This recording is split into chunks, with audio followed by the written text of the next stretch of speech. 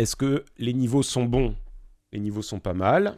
8, 7, 6, 5, 4, 3. Avec l'accent. Doudou, doudou, doudou, pu, pu, pu, pu, pu.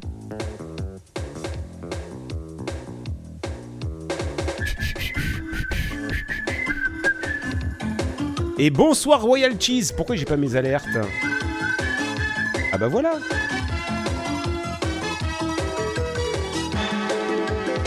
Tédé, tédé, tédé, tédé.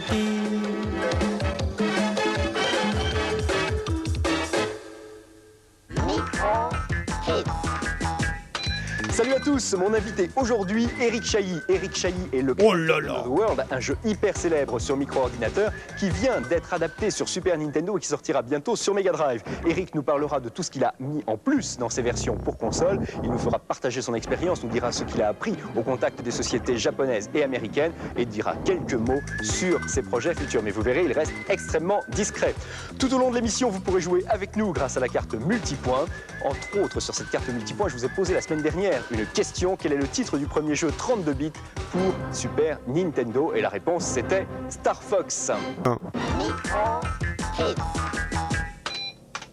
Nos candidats sont en place, que tous les possesseurs de cartes multipoints se tiennent prêts. Voici la mire qui va leur permettre de jouer en même temps que nos candidats. Dans l'équipe numéro 1, j'accueille Virginie et Malika. Elles viennent de Genève.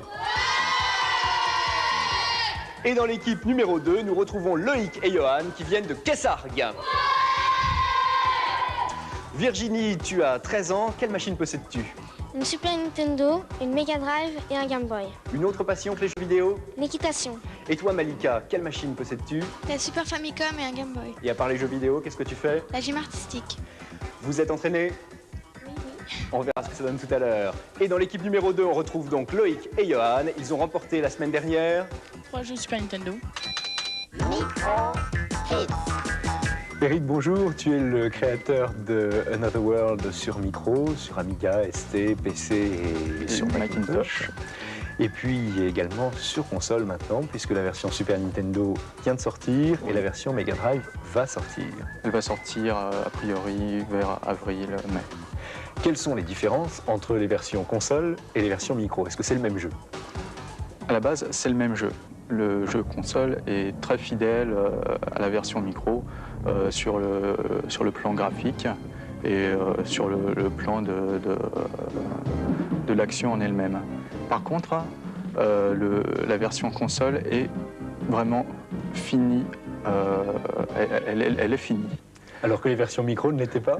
Si, mais la version console, bon, d'une part, elle a été rallongée.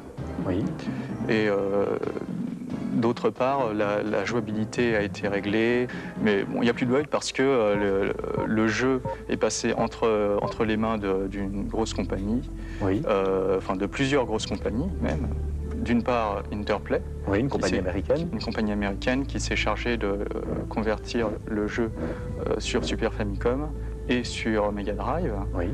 Et d'autre part, donc cette compagnie a testé le jeu à fond. J'ai travaillé plus de 6 mois dessus pour corriger, pour arranger le jeu. Oui. Et ensuite, Nintendo a testé le jeu, et là c'est encore une pagaille de testeurs qui bossent jour et nuit dessus dans le monde entier. Oui. C'est un jeu qui a été testé dans le monde entier, qui a subi un test international. Et ça, c'est très important. Et pourquoi est-ce que la première version sur micro n'était pas aussi bien finie? Elle était sortie un peu trop vite par la pression commerciale. Et aussi parce que en France, on ne se donne pas les moyens de tester les jeux à fond. On a tendance à négliger cet aspect des choses. On a un téléspectateur qui nous a laissé un message sur le Minitel, Eric Chahi. Après avoir fini le superbe jeu Another World sur Super NES, je suis resté un peu sur ma faim.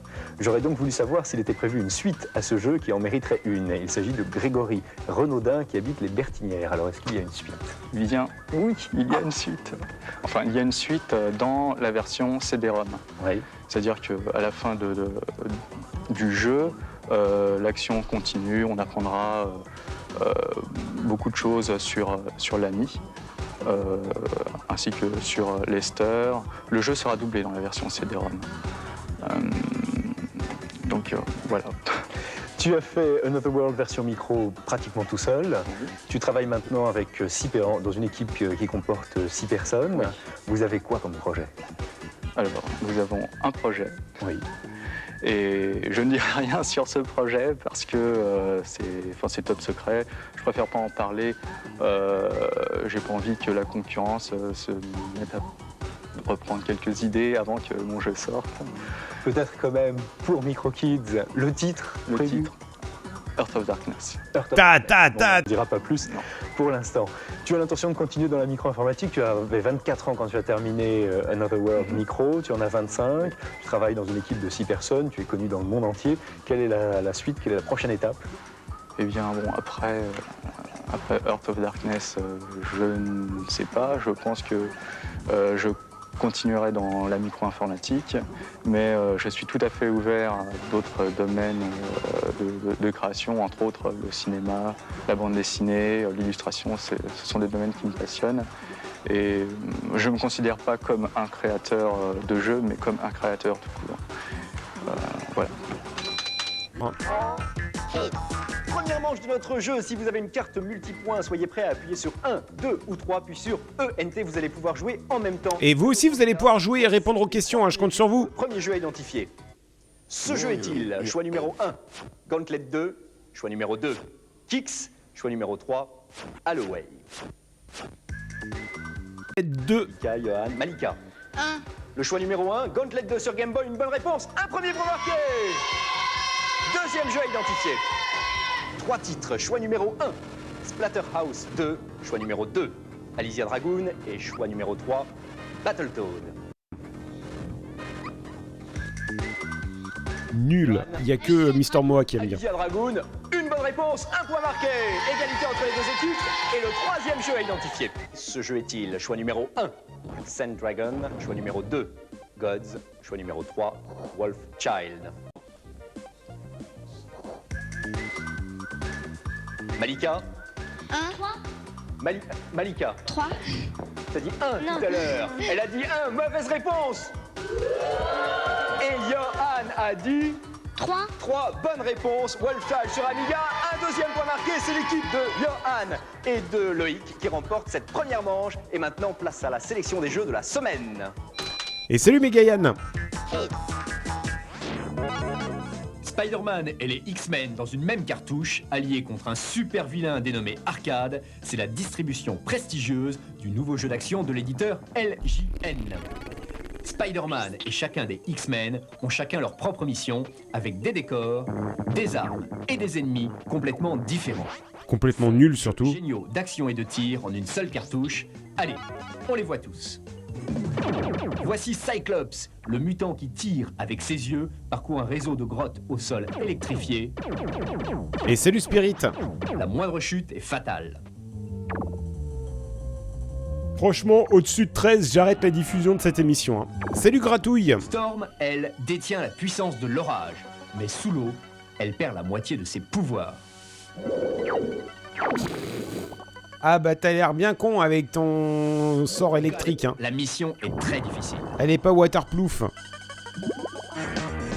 Et voici Gambit, ce joueur aux cartes à jouer meurtrières et pourchassé par une boule hérissée de piques et par des pièces d'échecs. Et pour finir, Wolverine. Des griffes d'acier jaillissent de ses mains, il est prisonnier dans le monde infernal des joujoux killers. Et salut à The Dude Play. Bon, vous l'avez compris, ce programme est un bijou. Diversité de l'action, imagination, graphisme et musique 3 étoiles, il y a tout. Une très grande cartouche qui vaut 18 sur 20. Attention, Batman est de retour dans la cartouche Batman Returns de Sega pour Mega Drive. Merci Gratouille. Superbe décor de Gotham City, notre cher chauve-souris affronte le gang du Triangle Rouge. C'est seulement quand il aura batmanouillé tous ces petits malfrats qu'il aura le droit enfin de se mesurer au pingouin et à Catwoman. Notre héros dispose de tout son attirail habituel. Corde pour se balancer, coup de pied pour se défendre, grappin pour s'accrocher et saut pour sauter. La maniabilité est ultra smooth. voici a pas l'air, hein. la célèbre Catwoman. La bagarre est serrée. Malheureusement, les sprites sont pris d'un clignotement pas très bat. Quant aux couleurs du décor, elles sont trop proches de celles des personnages, ce qui ajoute un petit peu à la confusion de l'ensemble. Mais heureusement, le jeu bénéficie d'une très bonne maniabilité et de quelques trouvailles très sympas comme cet écran incliné. Ce Bat Return n'est pas historique, mais quand même bien plaisant. Nous le notons 14 sur 20. Si ce visage ne vous dit rien, c'est que vous êtes un extraterrestre. Voici Terminator 2, The Arcade Game, d'Arena sur Mega Drive. En tant que T-800, votre mission, si vous l'acceptez, est de défendre la race humaine. On vous demande seulement d'éliminer tous les Hunter-Killers et endosqueletons qui passent dans le coin. Un exercice de tir ultra sauvage qui se pratique aussi bien avec une manette classique qu'avec le Menacer, le fusil à infrarouge de la Mega Drive. Allez, j'allais te poser la question justement, ça va. Évidemment, la cartouche est un peu primaire, mais les graphismes et les animations sont à la hauteur de Terminator. L'action est hyper rapide, parfois originale, comme dans cet exercice de défense d'un véhicule en mouvement, et qui, à mon avis, ne le restera pas très longtemps. Pour le dessert, voici un boss de fin de niveau dont vous voyez les tout derniers instants. Il faut plus de 4 minutes de bombardement pour le détruire. Terminator 2, version arcade, est simple, brutal et assez difficile. Un bon défoulement à 1 ou 2 joueurs qui mérite 15 sur 20. Les Incredible Machines de Sierra sur PC est vraiment un programme incroyable. Il permet de créer les machines les plus folles pour résoudre les problèmes les plus invraisemblables. Un premier casse-tête pour comprendre. Comment envoyer ce ballon de basket dans ce panier, là, à droite? Eh bien, il faut placer 3 moteurs sur les plateformes et les relier par des poulies. Les objets sont disponibles dans la fenêtre de droite et se transportent avec la souris, maniement facile pour laisser toute la place à votre génie créatif. Et puis, on ajoute un plan incliné. Est-ce que ça va marcher? Oui, but! Bambou qui nous fait, c'est un super jeu. Salut l'Ultimatum. Cette fois, la boule bleue doit tomber en bas de l'écran et vous n'avez qu'un seul accessoire, une sorte de plateau à bascule. The Incredible Machine contient aussi une centaine de problèmes, plus un éditeur d'écran pour créer vos propres énigmes et rendre fous vos amis. Un programme très original, très intelligent, qui vous donnera des maux de tête et des nuits blanches à la Lemmings. Excellent et génial. Allez, un bon 18 sur 20. Ouais, ça avait l'air d'être rigolo. Franchement, ça avait l'air d'être rigolo. Salut Sylphrid. Dans ce jeu, vous pouvez incarner Ariel, ou Triton, son père et dieu des mers, pour combattre la terrible Ursula qui a transformé des légions de sirènes en petits polypes. Votre mission est donc de libérer ces polypes tout au long des 4 niveaux de la petite sirène et d'éliminer Ursula, le boss final. Les graphismes ne cassent pas des briques, même s'ils sont agréables et rendent bien l'ambiance aquatique du jeu. La musique, quant à elle, reprend le thème du film. Côté maniabilité, c'est plutôt moyen, on a souvent du mal à diriger parfaitement son personnage, et chercher ses amis dans les dédales aquatiques devient plus une galère qu'un plaisir. C'est le deuxième jeu sur Mega Drive mettant en scène un personnage marin, après Echo le dauphin. Allez, j'imagine un si vous avez 14, 15 à votre avis? Soft, nous vous conseillons plutôt Echo, qui est sur bien des plans supérieur à la petite sirène, qui n'obtient qu'un 13 sur 20 d'intérêt général. Ah.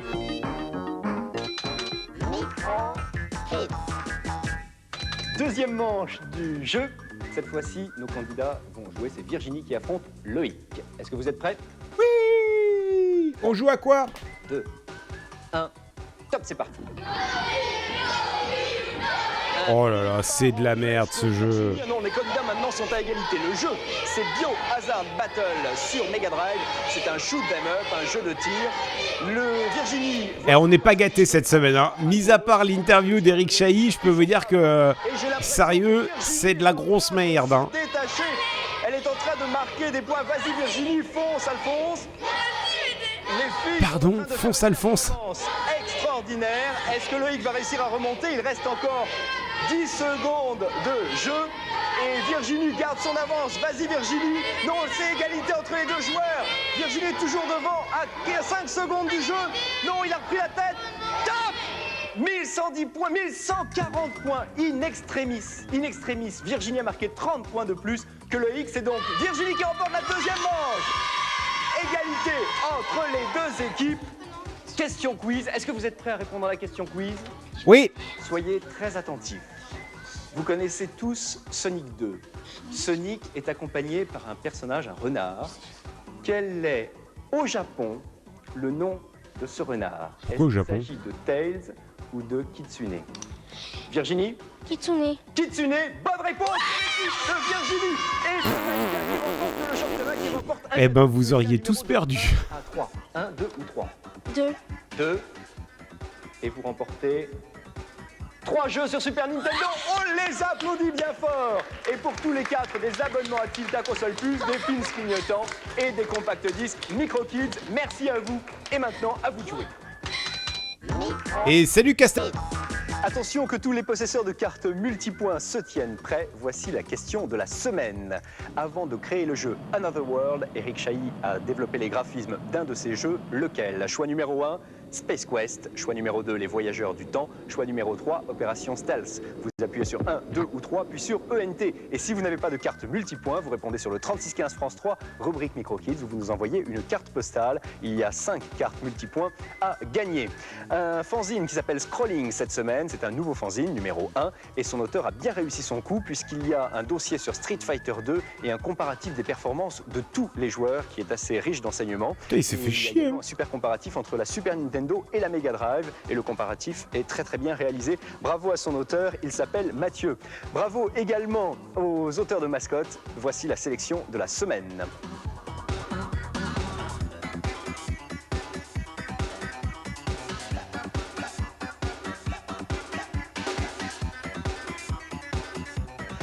Et c'est cette dernière mascotte qui remporte la Mega Drive. Je vous rappelle que le concours de création de mascotte est parrainé par le ministère de l'Éducation nationale et de la Culture et par l'INA.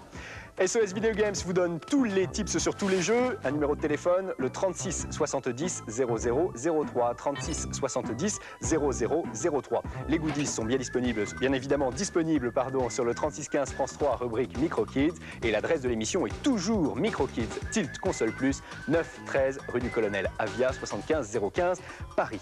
Avant qu'on découvre la démo de la semaine, une réponse à une question qui nous est posée par un téléspectateur qui s'appelle Emmanuel et qui habite Paris et qui nous demande si le MD, le mini-disque de Sony, a quelque chose à voir avec l'informatique. Non, le MD est simplement un lecteur-enregistreur de compact disques. Oui, vous pouvez enregistrer des compact disques sur cette superbe machine. Et c'est intéressant parce que ça signifie également qu'on pourra probablement un jour ou l'autre enregistrer des compact disques pour CD-ROM, ce qui pose la question du piratage des CD-ROM. Mais ça, c'est une autre affaire, on en parlera une prochaine fois. La semaine prochaine, on découvrira ce qu'est une coding party. Il y a un reportage sur une coding party qui s'est déroulé à Montreuil. Et dans 15 jours, on rencontrera Philippe Ulrich qui nous parlera de Dune version CD-ROM et de son nouveau jeu Eden. Mais pour l'instant, regardons la démo qui s'appelle The Silence. Elle est signée du groupe No Soul, elle tourne sur Amiga. À la semaine prochaine, jouez bien, bye bye.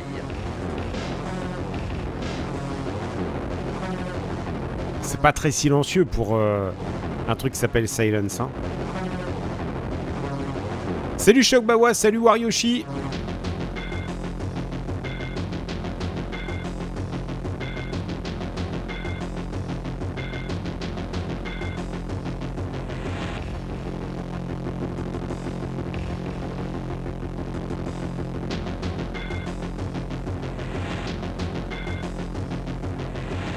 Je rappelle que vous n'avez pas le droit de dire que le son est pas bon parce que c'est de l'Amiga.